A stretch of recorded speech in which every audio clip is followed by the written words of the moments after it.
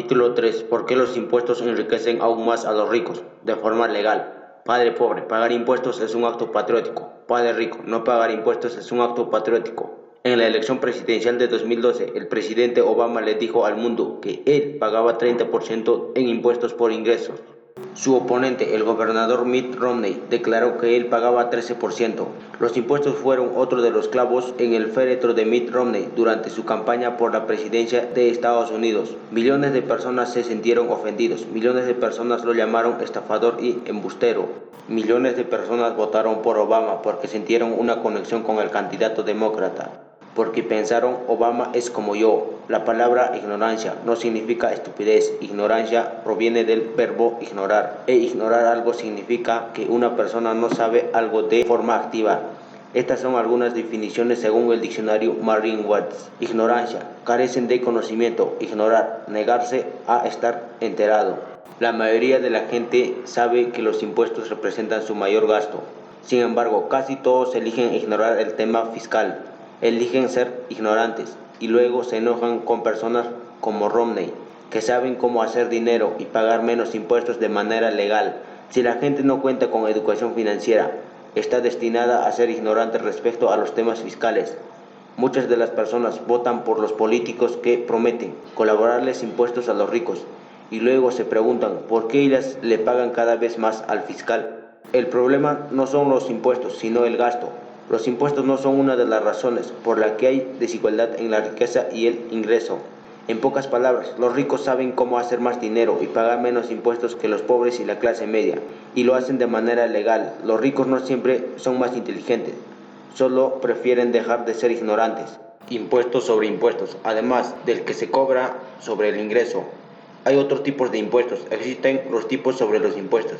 Se estima que por cada dólar que gasta una persona, 80% va directo o indirecto a algún tipo de impuesto, es decir, da vuelta al gobierno. Por ejemplo, si pagas $1 por gasolina, además de que ese dólar ya es neto después de impuestos, o sea que ya pagaste impuestos por él. La mayor parte del dinero que pagas por la gasolina se irá a otros niveles fiscales. La empresa petrolera recibirá muy poco del dólar que usaste para comprar la gasolina. Luego, la empresa petrolera pagará impuestos sobre esa diminuta parte de tu dólar, hablando de centavitos. Creo que mucha gente está de acuerdo con lo que la carencia de educación financiera resulta evidente en nuestros líderes políticos. La mayoría son empleados como mi padre pobre, gente que sabe cómo gastar el dinero, pero no tiene la idea de cómo generarlo. Los líderes que son ignorantes en el aspecto financiero son los actores principales de la crisis global que vivimos. Una breve lección de historia. 1773, la fiesta de té de Boston. Este acontecimiento fue una revuelta fiscal. Fue la chispa que encendió la guerra de revolución. 1773, no pagar impuestos era un acto patriótico, excepto por algunas circunstancias y enfrentamientos, como la guerra civil entre 1773 y 1943. En Estados Unidos realmente no se pagaron impuestos, o en todo caso se pagaron muy pocos. No pagar impuestos fue entonces un acto patriótico que le permitió florecer a nuestro país. 1943, la ley de pago de impuestos actual. La Segunda Guerra Mundial fue costosa, el gobierno necesitaba dinero para luchar en ella. La ley de pago de impuestos actual se aprobó como un impuesto temporal. La importancia de esta ley radica en que esa fue la primera vez que se le permitió al gobierno retirar los impuestos directamente de los cheques de nómina antes de que se les pagara a los trabajadores. ¡Qué manera de robarnos! Esta es una más de las razones por las que los ricos no trabajan por dinero. Después de 1943, el gobierno continuó tomando más y más dinero de los cheques de nómina de los empleados. Recuerdo que a principios de la década de los 60, abrí el sobre que contenía mi primer cheque de nómina y me pregunté, ¿a dónde se habrá ido mi dinero? El problema es que la ley de pago de impuestos actual no fue temporal, sino permanente. Ahora el gobierno tiene una aspiradora legal con la que succiona el dinero y lo saca de tu cartera. Los impuestos acortan las guerras. Si lo que realmente queremos es la paz mundial, entonces usemos los impuestos de los contribuyentes para pagar por la guerra. Permíteme explicar por qué digo esto. En 1961, durante su discurso de despedida de la nación, el presidente Darrow, otrora jefe de las Fuerzas Aliadas de Europa, le advirtió al mundo respecto al crecimiento del complejo industrial militar. Desde entonces, Estados Unidos ha estado en guerra. P. ¿Por qué ha estado en guerra Estados Unidos todo ese tiempo? R. Porque las guerras es rentable. La guerra genera empleos y hace que la gente se vuelva rica. La última guerra. Eisenhower era un general de las armas con 6 condecoraciones y conocía de primera mano los ahorros de la guerra. Él fue el último presidente que libró uno de los dólares de los contribuyentes. P. ¿Por qué surgieron que se usen dólares en los contribuyentes para librar las guerras? R. Porque los contribuyentes exigieron que la guerra terminara pronto. Eisenhower sabía que no los molestaba el conflicto bélico en sí, pero odiaban pagarles más al gobierno. Por eso los impuestos pagaron un papel fundamental con el fin de la guerra de Corea. P. ¿Cómo pagamos por las guerras en la actualidad? R. Estados Unidos no paga las guerras con impuestos, sino con deudas. Así que, tarde o temprano, las generaciones futuras tendrán que pagar los impuestos de las guerras de hoy. P. Por eso Nixon anuló la convertibilidad del dólar en oro en 1971. Estados Unidos estaba gastando demasiado dinero en la guerra de Vietnam. R. Esa fue una de las razones.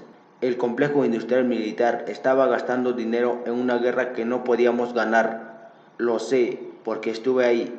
Tal vez la guerra es estúpida, pero también es rentable. Los pobres y la clase media envían a sus hijos y a sus hijas a librar las guerras, mientras los ricos son cada vez más ricos. Me temo que vivimos en una guerra de terror, que tal vez nunca acabe. Los ricos de ambos bandos son cada vez más ricos mientras mucha gente inocente muere. P. Entonces, ¿pagar impuestos puede ser o no ser un acto patriótico? R. Sí, todo depende de un punto de vista y de tu educación financiera. Petrodólares. En 1974, el presidente Nixon afirmó un acuerdo con la familia real de Arabia Saudita. El acuerdo decía que, a partir de ese momento, todo el petróleo del mundo tendría que ser comerciado en dólares estadounidenses. Entonces, nuestra divisa se convirtió en el petrodólar. P. ¿Por qué hicieron eso? R. Porque después de 1971, año en que Nixon rompió su promesa con el mundo, de que al dólar estadounidense lo respaldaría el oro, la homogénea de Estados Unidos, es decir, el poder e influencia que tenía nuestra moneda, se vio amenazada al forzar al mundo entero a comprar y vender el petróleo de dólares. Estados Unidos y su moneda recobraron sus estatus a nivel internacional. Recuerda que el petróleo es el alma de la economía mundial. El petróleo reemplazó el oro como dinero. Las naciones que controlaban el petróleo empezaron a dominar el mundo. La Segunda Guerra Mundial fue un asunto del petróleo. Japón atacó a Estados Unidos porque nosotros los dejamos fuera del negocio. Vietnam también fue un asunto del petróleo. Estados Unidos no quería que Vietnam se lo vendiera a China directamente.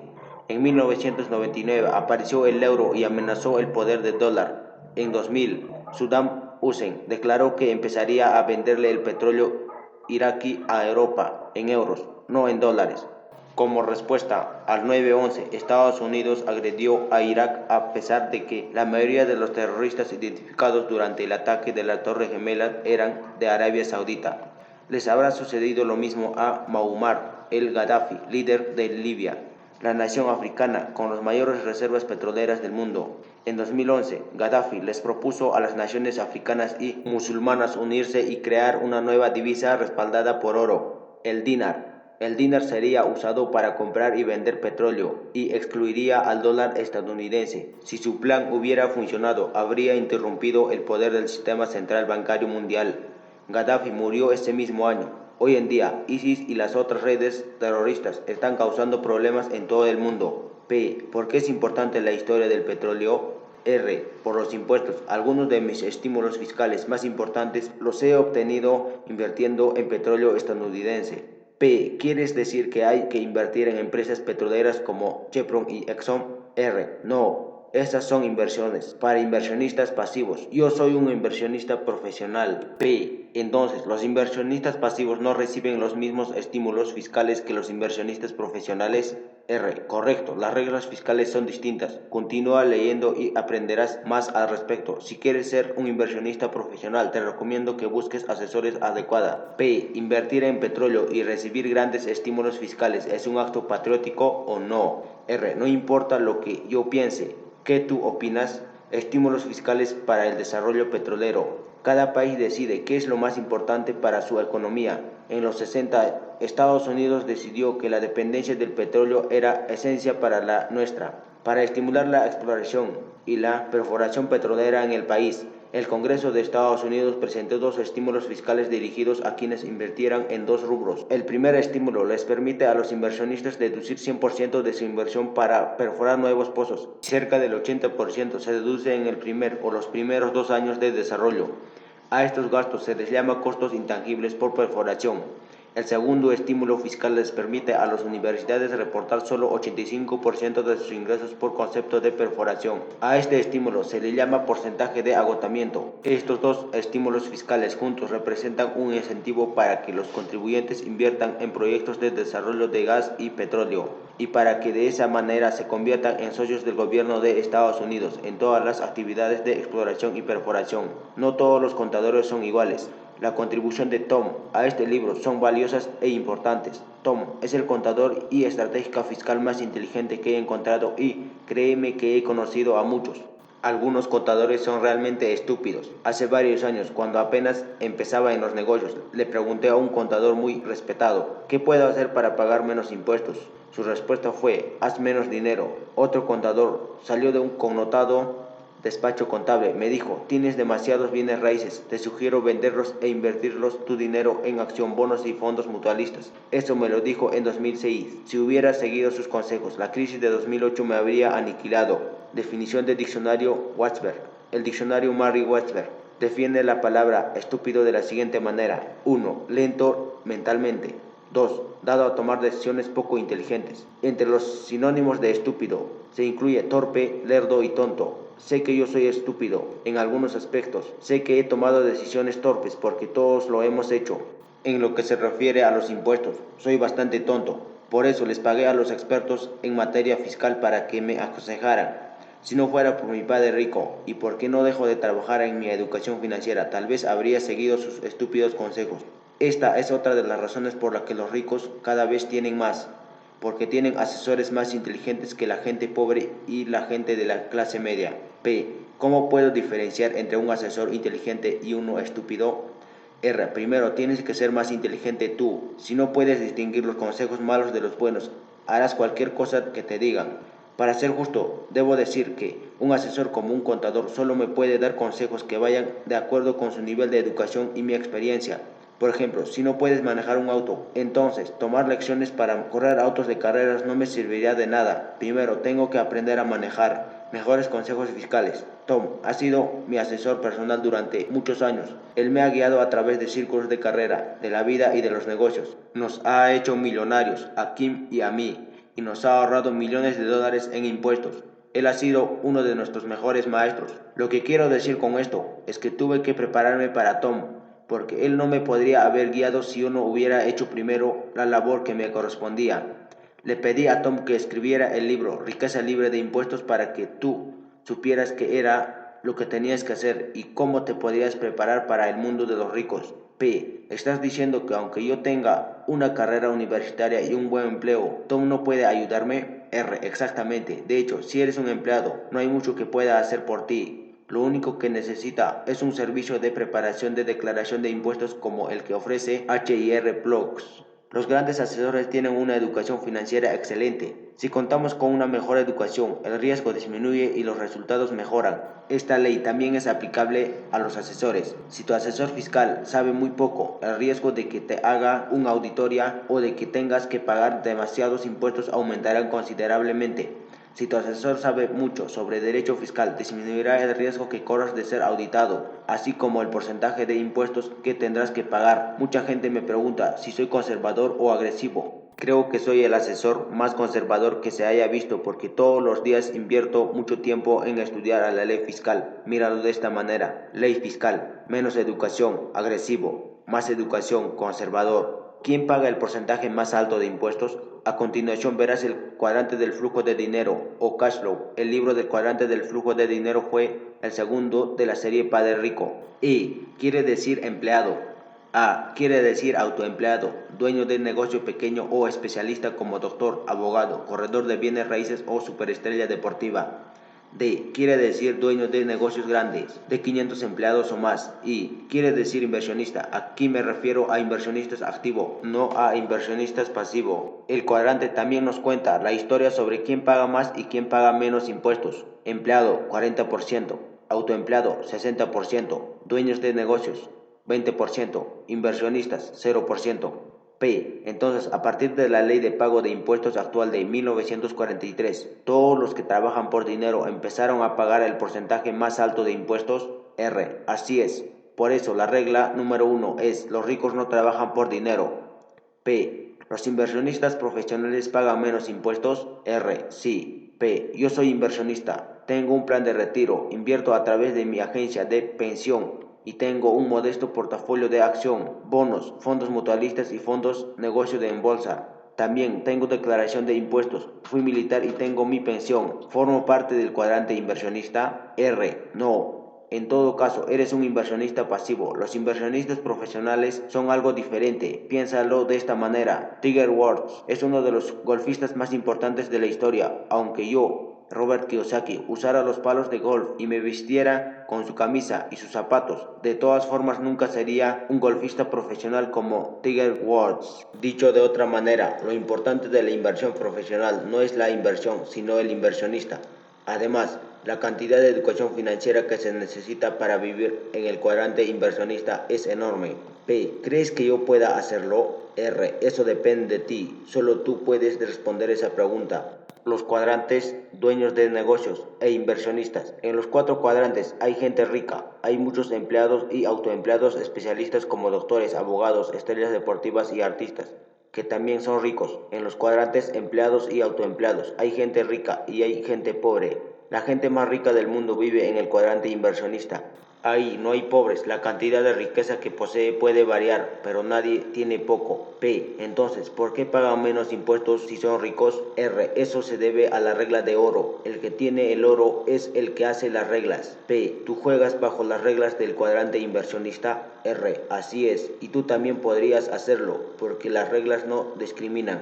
P. ¿Las reglas del cuadrante empleado son distintas? R. Muy distintas. P. ¿Cuánto tiempo te tomó llegar al cuadrante inversionista? R. Me tomó bastante tiempo. Nada se logra de la noche a la mañana. En 1973 regresé a Vietnam y mi padre pobre me sumergió que me volviera a inscribir a la escuela, que estudiara una maestría y que viviera en el cuadrante empleado. Mi padre rico me sugirió tomar un curso de inversiones en bienes raíces para algún día mudarme al cuadrante inversionistas. P. ¿Qué hiciste? R. Hice ambas cosas. Durante el día volaba por la marina y por las noches empecé a estudiar una maestría. También tomé el curso de 3 días de inversión en bienes raíces. P. ¿Qué sucedió luego? R. 6 meses después dejé el programa de maestría.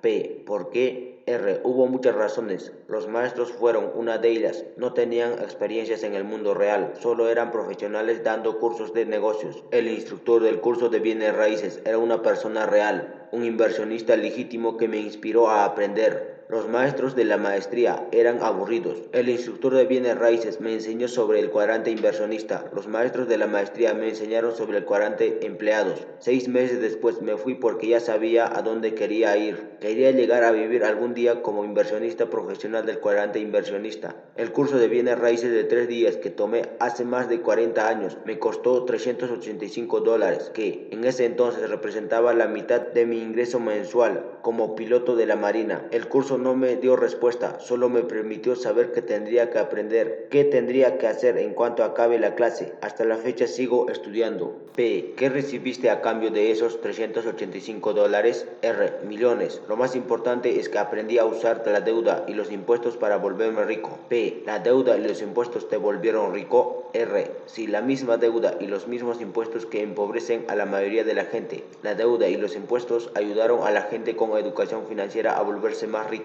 El conocimiento que obtuve en ese curso de $385 ha sido evaluable. P. ¿Debería yo volver a la escuela? R. El tipo de escuela a la que vayas dependerá del cuadrante en que quieras vivir. Yo quería vivir en el cuadrante inversionista, el mismo en que vive la gente más rica del mundo. En cuanto termine el curso de 3 días de bienes raíces, continué aprendiendo y tomando clases. A mí me encanta aprender en el cuadrante inversionista. P. ¿Crees que la gente debería estudiar un programa de maestría? R. Por supuesto, especialmente hoy en día, los programas de maestría ofrecen una base sólida para todos los cuadrantes. En cuanto te gradúes, puedes decidir en qué cuadrante quieres vivir. Recuerda que la profesión no determina el cuadrante. Un doctor, por ejemplo, puede ser empleado del cuadrante empleado. Un doctor con consulta privada en el cuadrante autoempleado puede construir un hospital en el cuadrante dueños de negocios y convertirse en inversionista profesional en el cuadrante inversionista. Lo que varía es la mentalidad, las habilidades y la educación financiera. Si quieres vivir en los cuadrantes dueños de negocios e inversionistas, debes aprender a usar la deuda y los impuestos para volverte más ricos. P. Entonces, el curso de 3 días sobre bienes raíces fue lo que te permitió entrar al cuadrante inversionista. R. Sí, pero creo que no puedo dejar de hacer énfasis en la siguiente. Ese curso de 3 días fue solo el comienzo. Mi instructor me inspiró a aprender más y a continuar estudiando. Luego tomé cursos de intercambio de acción, intercambio de divisas extranjeras, intercambio de opciones, inversión en oro y plata, planeamiento financiero, deuda, impuestos. También aprendí a reunir capital y tomé otros cursos de bienes raíces a distintos niveles que iban desde la compra de pequeñas viviendas hasta el desarrollo de propiedades. Me fascina aprender en el cuadrante inversionista. Si ya viste el programa de la televisión Shark Tank, entonces ya sabes lo que hace la gente real en el cuadrante inversionista. Analiza inversiones, negocios, bienes raíces o startups y luego decide si vale la pena respaldar financieramente el producto y al empresario. P. Eso es lo que hace la gente del cuadrante inversionista. R. Sí, y tiene una gran vida. Te aseguro que es mejor que trabajar. P. ¿Cuánto tiempo te tomó llegar al cuadrante inversionista? R. Yo tenía 47 años y Kim tenía 37 cuando nos hicimos libres financieramente hablando. Hubo muchos obstáculos en el camino. De hecho, Kim y yo nos quedamos sin casa por algún tiempo. Durante ese proceso no solamente alcanzamos riqueza y libertad, también adquirimos educación, conocimiento, sabiduría y experiencia. E hicimos amigos que piensan igual que nosotros. P. ¿Cuánto tiempo me tomará a mí? R. Eso depende de ti. He conocido a bastante gente que nació para vivir en el cuadrante inversionista. Eso no era mi caso, por eso me tomó algún tiempo. Kim, en cambio, tiene un talento nato. Le encanta la vida que lleva ahí. Los impuestos son incentivos. Lo que quiero decir es que la gente de las zonas, empleado y autoempleado del cuadrante del flujo de dinero, es la que paga los porcentajes más altos de impuestos. Tom no puede hacer gran cosa por ellos, a menos de que primero estén dispuestos a invertir en su educación financiera. Muchos contadores, abogados y doctores exitosos nos han dicho a Tom y a mí: aquí no se puede hacer eso. No importa en qué lugar del mundo me encuentre, siempre habrá un experto que levante la mano y diga: aquí no puede hacer eso, es ilegal. El problema es que esos expertos están encerrados en la mentalidad de su cuadrante. Para mudarse del lado izquierdo, empleado y autoempleado, al lado derecho, dueños de negocios e inversionistas, se requiere de educación financiera. En 1994, después de que Kim y yo llegamos al cuadrante inversionista, fundamos The Rich Dad Company en el cuadrante dueños de negocios. Desde el principio, el propósito de nuestra empresa fue proveer educación financiera a quien quisiera salir de los cuadrantes empleados y autoempleados e ir a vivir a los cuadrantes dueños de negocios e inversionistas. Pero como seguramente ya sabes, no hay ninguna garantía de que alguien llegará ahí. Nuestro primer producto fijó el juego Cash Flow, el cual lanzado en 1996, después se publicó Padre Rico, Padre Pobre en 1997. En 2000, Padre Rico, Padre Pobre encontró a la lista de The New York Times y permaneció ahí más de 6 años. Un mes después recibí una llamada de Oprah y estuve en el programa toda la hora. Ese día cambió mi vida y el curso de The Rich Dad Company. En muchas ocasiones se ha dicho que me convertí en un exitoso de la noche a la mañana, y de cierta forma es verdad. Es solo esa hora que hablé con Oprah y con sus millones de leales admiradores, que les hablé de mis dos padres, Padre Pobre y Padre Rico, y la importancia de la educación financiera. Pasé de ser un desconocido a ser mundialmente famoso. No obstante, te puedo asegurar que hubo mucho trabajo y estudio de por medio desde antes de que Oprah llamara por teléfono. Una última reflexión sobre los impuestos. La razón por la que el gobierno Mitt Romney pagó 13% en impuestos y el presidente Obama 13% es porque Romney opera desde el cuadrante dueños de negocios e inversionistas. Barack Obama opera desde el cuadrante empleado y autoempleado.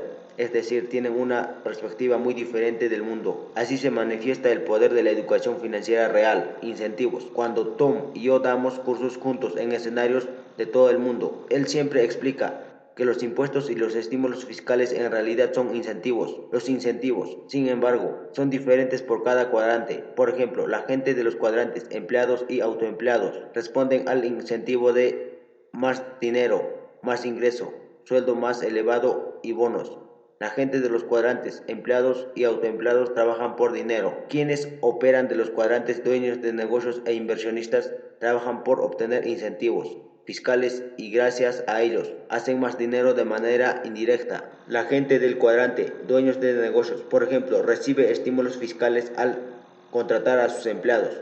El gobierno ofrece estos estímulos porque necesita que se crean más empleos, ya que hay un flujo constante de dólares provenientes de los cheques de nómina de los empleados, el cual va directo a las arcas. Por eso se ofrece un porcentaje más bajo de impuestos si contratas más empleados. Los empresarios como Elon Musk hacen esto. Musk recibe miles de millones de incentivos fiscales por parte de los distintos estados y del gobierno de Estados Unidos. Yo recibo estímulos fiscales en el cuadrante inversionista por invertir en edificios de departamentos. Si yo no proveera viviendas, el gobierno tendría que hacerlo por mí y eso le costaría a los contribuyentes mucho dinero. Así que, en lugar de perderlas a ellos, le paguen más impuestos. El gobierno les ofrece incentivos fiscales a los empresarios como yo. En este sentido, yo me convierto en socio del gobierno. Si el gobierno tuviera que construir edificios de departamentos, estaría en el sistema solicita. Si los construyo yo, es porque estamos en un sistema capitalista. En lo personal, prefiero ser capitalista y operar en las secciones dueños de negocios e inversionistas del cuadrante flujo de dinero.